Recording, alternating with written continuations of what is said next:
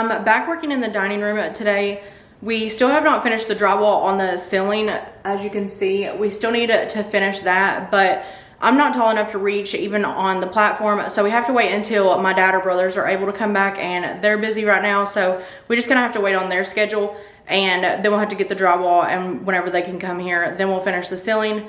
But we do need to put another coat of mud on the walls also. The seams aren't as smooth as we want them to be. But today I'm gonna be working on the fireplace. As you can see, I'm not working on the pad down here. This is slate, and then this is also slate. So it's just really, really dusty. Like, nothing is gonna be happening with this. This will just get like wiped off and cleaned. We still have not figured out what to do down here. I'm not sure yet, so we are still trying to figure that out. We need to do a little bit more research. But on this fireplace, as you can see, it's kind of rusted, and it's just, the paint is already flaking off. So I just need to go back through and not sand it, but I'm gonna take the grinder to it. That's gonna be the easiest way to get it off. And the same way that I did our cast iron bathtub, I'm gonna do this the exact same way. So I'm just gonna try and knock off the paint and get it smooth, so get the rough and bumpiness out of it.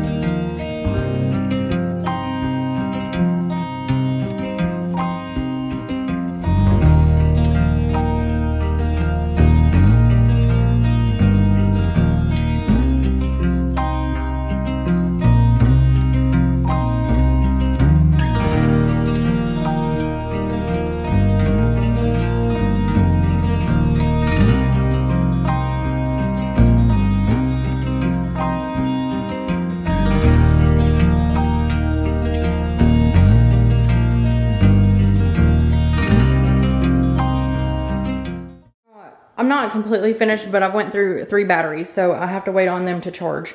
That grinder eats through the battery, so I'm waiting on that to charge. But a lot of it has come off, which I'm almost done. Like, I don't know if you can tell, it's not texture that's left. Like this, I'm trying to get off. There's quite a bit of it around the fireplace, and it's raised a little bit, but it is so hard to get off. So I don't know if I'm gonna be able to get that off.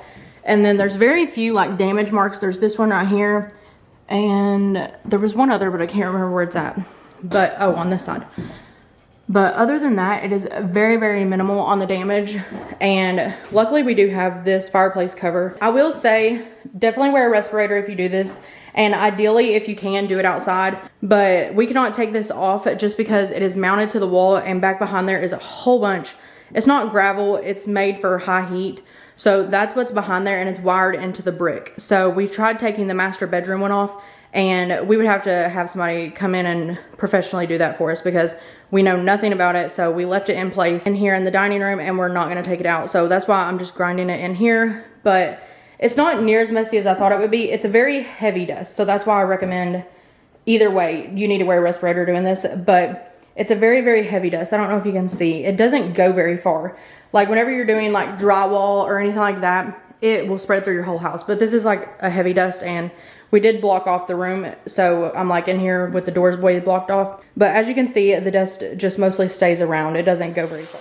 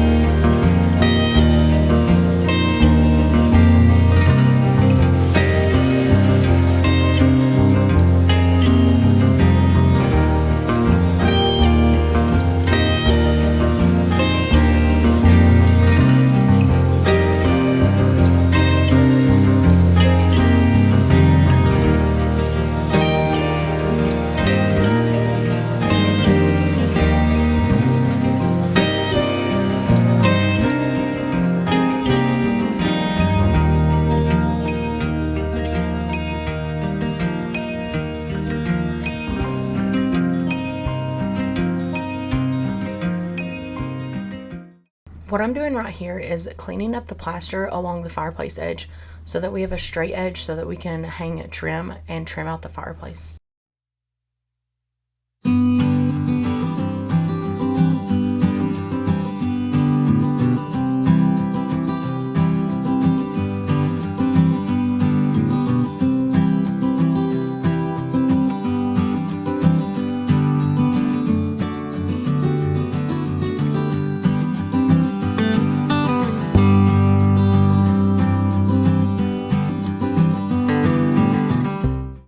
After all the grinding, I just take this sponge with hot water and I wipe off the cast iron fireplace just to remove any of the dust. And I have another bowl that I am wringing out the dirty water into. And I do this method at least 2 or 3 times just to get all the dust off and ready for the oil.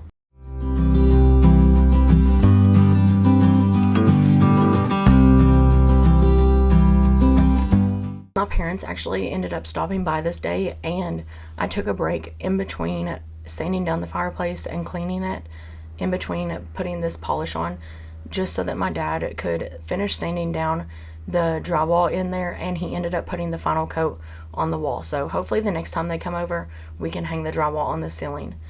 But this is actually not paint. All it is a cast iron polish. So all of this will be linked down below. And it is not recommended that you put it on like your cookware cast iron. This is just for like fixtures that are cast iron. So I do this same exact thing on the fireplace surround as well as the cast iron pipe.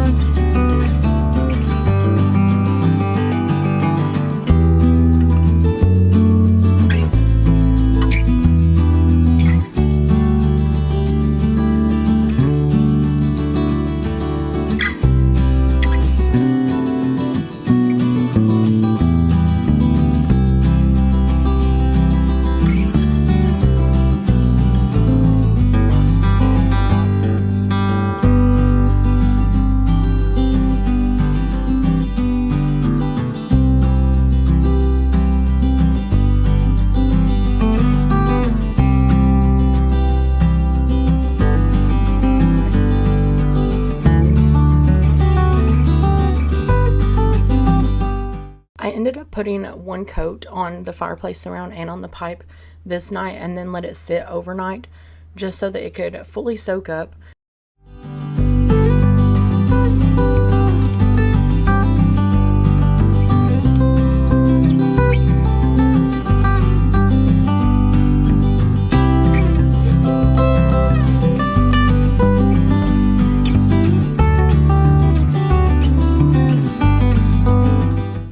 The next morning, I did end up removing the fireplace cover and polishing it on a flat surface just because it was easier to get in all the grooves and all the detail work, but it ended up turning out so good. And I went ahead and put a second coat on the entire fireplace surround, fireplace cover, and the pipe. Since we did end up having to take it all the way back down to the raw cast iron, we removed all the paint and all the finish off of it.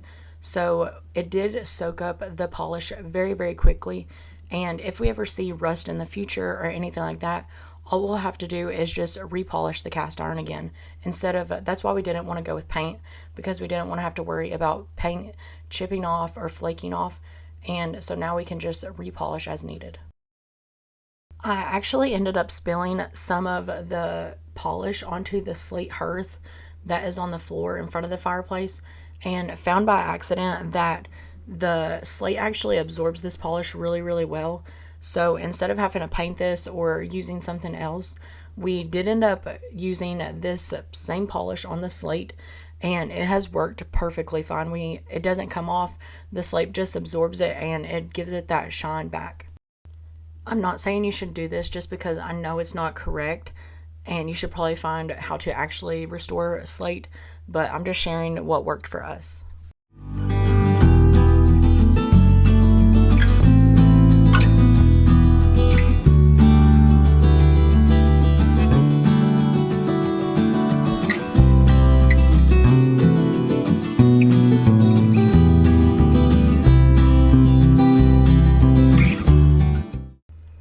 We did end up doing the same exact process that we did to the entire fireplace to the hearth as well, just because it had a lot of linoleum glue on it and we didn't know how else to get it off. So we did end up taking a grinder to it and we cleaned it the same exact way and then put the polish on it in the same exact way also.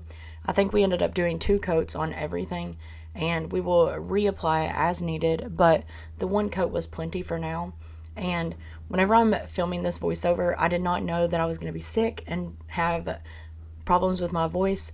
So I'm sorry if this video isn't in very much detail, but if you guys have any questions or comments, you can always just email me or message me on Instagram or leave a comment down below and I will try and answer your guys' question the best I can. After I finished putting the polish on the hearth, after we stepped back and look at it, we realized that we didn't even really hate the cracks anymore. They weren't near as noticeable now that the hearth is all one color and just the black polish is on it. So we are going to be leaving the hearth as is for now. We may tile it sometime in the future, but so far we have not found anything to put on this hearth like tile or any kind of like finish on it that really matches the period of the home. We cannot find a tile pattern or anything that really matches. So we're just going to hold off for a little while and it'll just be like this for a while. And we may end up leaving it like this forever. I'm not really sure. I always envisioned that I would put tile or something on it. But for now, it's just going to be as is until we can find something that we like long term.